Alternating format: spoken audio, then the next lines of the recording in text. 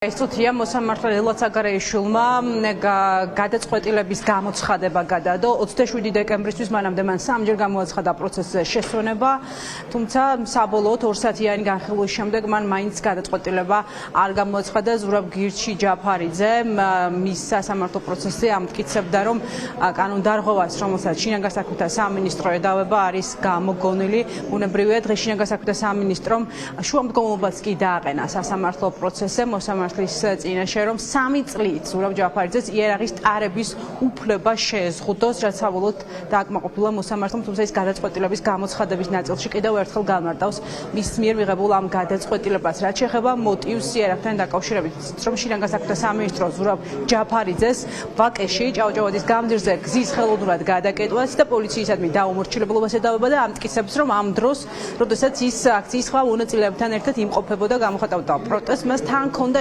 რომელსაც ის წლებია ატარებს, მას აქვს გაფორმებული კანონიერად, შესაბამისად, რაც დაობს შინაგან საქმეთა სამინისტრო, ზურაბ ჯაფარიძისთვის არის უცნობი. სასამართლო პროცესი ამბობდა, რომ იარაღი მას სჭირდება თავდაცვისთვის, გამომდინარე იქიდან, რომ მის კოლეგებს და არა მარტო აქციის მონაწილეებს ესხმიან თავს.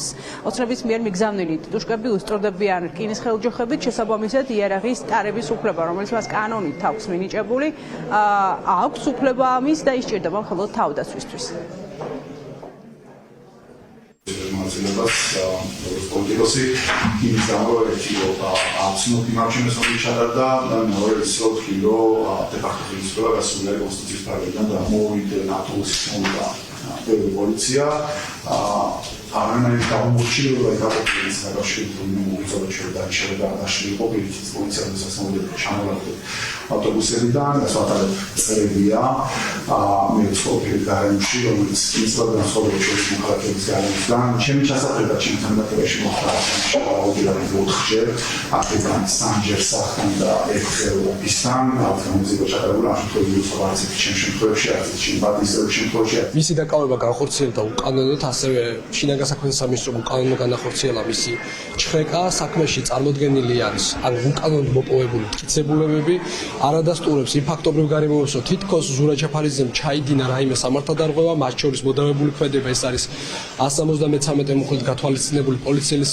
მიერ კანონიერი მოთხოვნის არ შესრულება, ეგრეთ წოდებული დაუმორჩილებლობა და ასევე საქმეში არ არის არანაირი მტკიცებულება წარმოდგენილი იმის დამადასტურებლად, რომ ზურაბ ჯაფარიძემ ხელოვნურად მოახდინა გზის სავალი ნაწილის გადაკეთება. ზურაბ ჯაფარიძის პროცესის პარალელურად საქალაქო სასამართლოში გრძელდება აქციებზე დაკავებული ადმინისტრაციული წესით დაკავებული ნაცემი აქტივისტების საქმეების განხილვებით. საცუად საგარეიშვილი, ენუქიძე, ეს სამი მოსამართლე განიხილავს დღეს ნაცემი აქტივისტების საქმეს. ორზე გადაწყვეტილება გამოცხადდა 2200 ლარიანი ჯარიმა. ეს არის სტანდარტული ფასი, რომელსაც ადებს პროევერკულ აქციებზე დგომის გამო დაკავებულ აქტივისტებს, რომელთაც ასანქცირებენ მოსამართლეები ენუქიძე, საგარეიშვილი და საცუად დღეს.